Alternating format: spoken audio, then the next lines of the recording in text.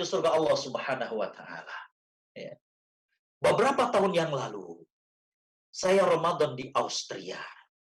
Austria ini ibu kotanya adalah Vienna. Cuma orang suka keliru dengan Australia. Makanya di Austria itu kalau kita cari souvenir, cari gantungan kunci dan lain sebagainya, biasanya suka tertulis Austria no kenguru. Di Austria itu nggak ada kanguru. Ya, karena orang suka keliru bahwa Austria dengan Australia. Baik. Saat itu Ramadan, ya, saya biasa telepon ke rumah, bicara dengan istri, bicara dengan ibu. Suatu ketika ibu saya bilang, Gus, ada uang zakat nggak? Saya bilang, emangnya kenapa, Mak? Apa kata ibu saya? Enggak, ada teman emak ngaji, kayaknya dia mustahik deh, Gus. Saya bilang ke beliau, kalau memang beliau mustahik, ya udah, salurkan saja, Mak, saya bilang. Tapi saya penasaran, emangnya kenapa? Ibu saya kemudian cerita. Teman emak ini, kalau datang ke pengajian, walaupun datangnya duluan, duduknya paling belakang. Selalu duduknya paling belakang.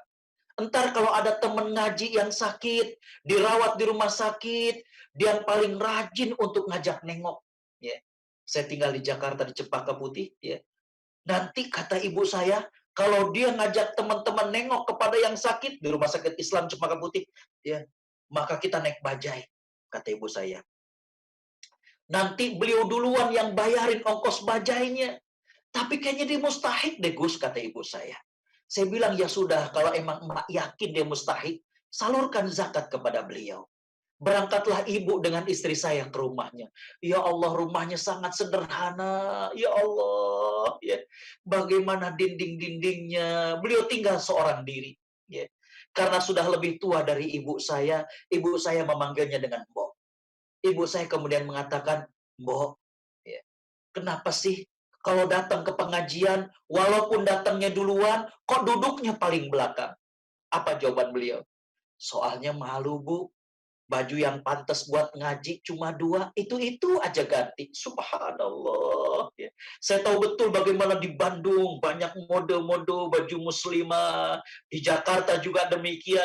Mungkin istri kita, mungkin adik kita, baju belum terlalu buruk, sudah ada model baru diganti.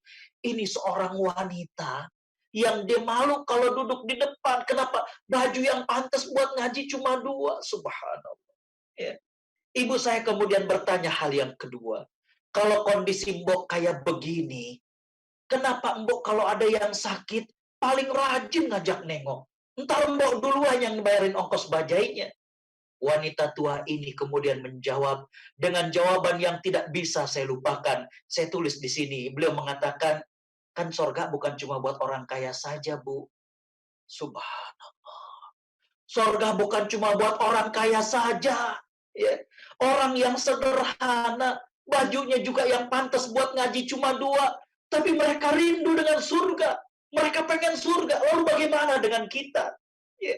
Yang Allah lapangkan rezeki kita, pakaian kita melimpah, pakaian istri kita melimpah, baju anak kita bagus-bagus.